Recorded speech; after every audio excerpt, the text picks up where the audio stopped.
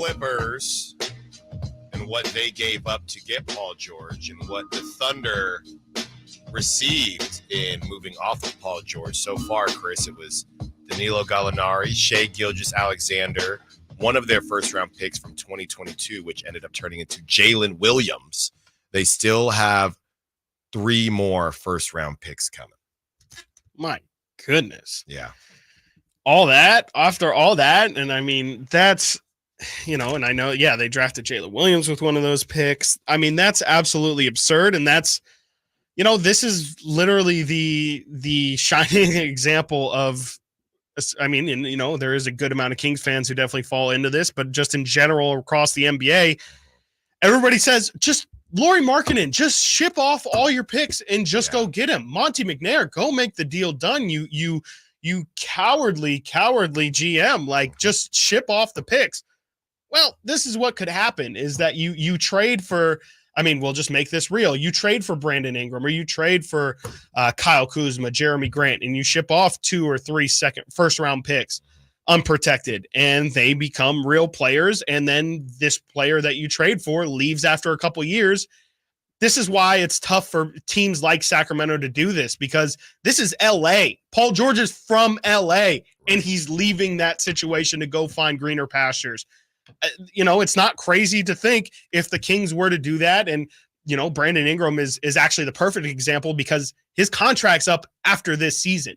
The Kings can now, the hope is they trade for him. They immediately sign him to a new extension. And maybe that's the holdup in what's going on right now. But what if Brandon Ingram says, much like OG Anunoby, I'm going to test free agency no matter what. I'm not saying I don't want to stay in Sacramento, but I'm going to kick the tires on it. You run the risk of trading off all of your best assets. And you might get a couple good years, but even that, I don't know if people are saying that the Clippers run was successful. They had a lot of good years, never got past the second round. And so that's kind of the risk you run. And that's got to be the alternate universe that you have to be willing to live with. It's not just going to be all sunshines and rainbows and lollipops if you trade for a star player. Sometimes you trade for the star player and crazy things happen in the era that he's in. And I think it's just a cautionary tale. It's definitely not saying don't do it because at the same time, on the same token, you've got to pay to play. So you've got to be willing to do these kind of things and take that kind of risk. But I think this is also why Monty has been so calculated in who specifically he wants to go for, because he understands we really only have one shot at this. And if we mess it up, you could end up like the Clippers did. And, if the best case scenario is maybe you do something that hasn't been done here in its entire history. Yeah. And to that point, and we know this firsthand, these bigger markets, and obviously the Clippers aren't the Lakers, but they're still in LA. Right. They still have the possibilities of the big name free agents. Yes. Yeah. You give up your picks if you are a smaller market team or a team that is just not on the same level as the Celtics of the world and the Lakers of the world and teams like that. That's all you got.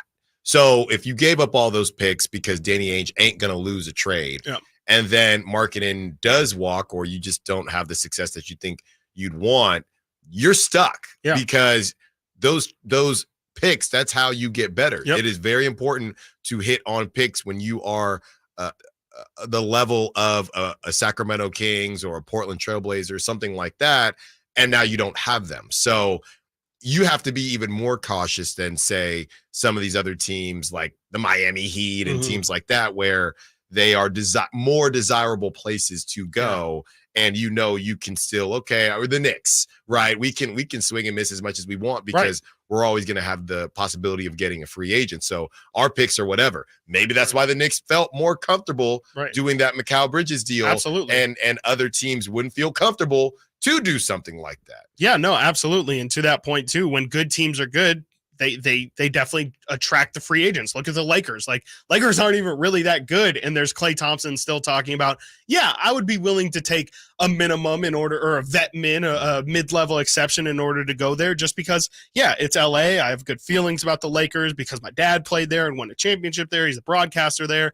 And I would use the Magic as a cautionary tale of exactly what you're saying. Like, Orlando, they've drafted fantastic, and they were I wouldn't say they were skittish, but they decided not to make trades to improve their team. They said, you know what? We have a lot of money in free agency coming up. We just had a really good season that we think people paid attention to. We actually think we're going to kill it in free agency this year. There's not a lot of good situations out there. We have Paul George potentially coming to Orlando. We have Klay Thompson potentially coming to Orlando. We're going to maybe try and get Malik Monk to sign with the Orlando Magic. Maybe we'll get some combination of it all. Tobias Harris too. And where are they sitting right now? They've signed KCP, and that's it. Paul George is going to Philly. Clay's going to either Dallas or the Lakers. Malik stayed here. Tobias Harris went to Detroit for $26 million a year. That's the risk you run if you're going to try and build this thing out in free agency. And, it's really tough if you're a small market to build these things out, man. It's just, you never know what these specific star players are going to want, what they're going to want to value.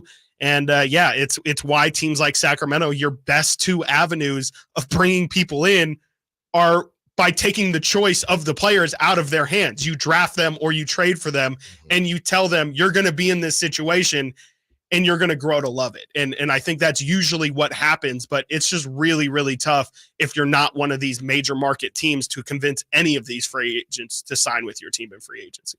916-339-1140. Phone lines are heating up. Let's get to TC, who wants to be a part of the conversation as we open up the phone lines. TC, what you got for us?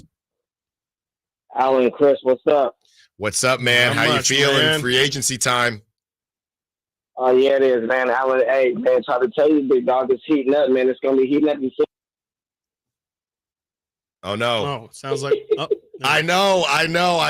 You dropped for a second, but we got you back. But it's going to be toasty. I'm ready, though. I'm ready, TC.